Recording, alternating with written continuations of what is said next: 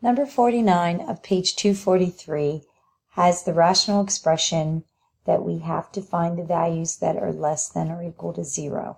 Now, for this problem, we first have to add our two fractions together to create one rational expression. So we're going to start by finding a common denominator. So our common denominator will be x plus 1 times x minus 1.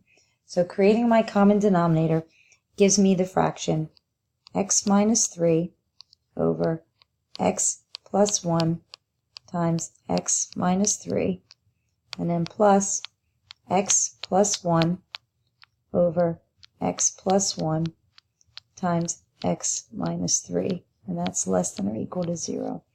So putting our numerators together, we get the rational expression 2x minus 2 over x plus 1 times x minus 3.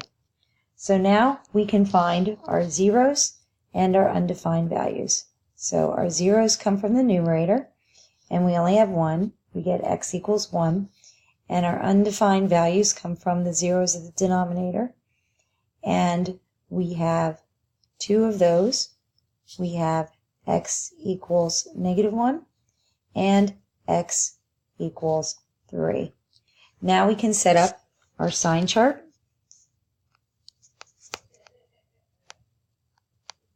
And we can put those values on our sign chart.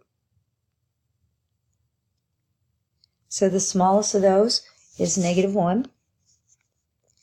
Then comes 1. And then comes 3. And then to add on there at the top, we know at negative 1 we're undefined.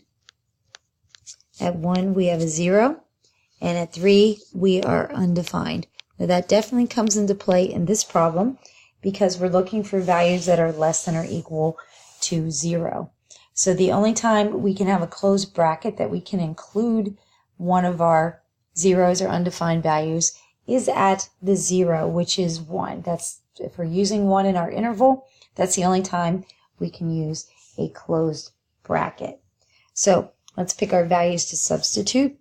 Before negative 1, I chose negative 2. Between negative 1 and 1, I chose 0. Between 1 and 3, I picked 2. And then bigger than 3, I picked 4. So let's go ahead and substitute those and see what signs we get in our rational expression. When I substitute negative 2 in my rational expression, the numerator will be negative.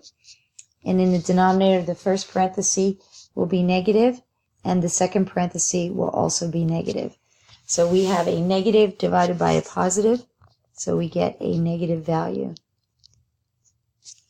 Then when we substitute 0 in, we get a negative number on the top, and on the bottom, we get a positive in the first parenthesis and a negative value in the second parenthesis. So we have a negative divided by a negative, so we get a positive value. Next, the substitution of 2 gives us a positive value in the numerator, and in the denominator, we get a positive value in the first parenthesis and a negative value in the second parenthesis. So we have a positive divided by a negative, so we have a negative value. And then finally, when we substitute 4 in, we get a positive value in the numerator, and in the denominator, we get 2 positive values. So we have positive numbers divided by positive numbers, and we get a positive value. So we only want the sections that are less than or equal to 0.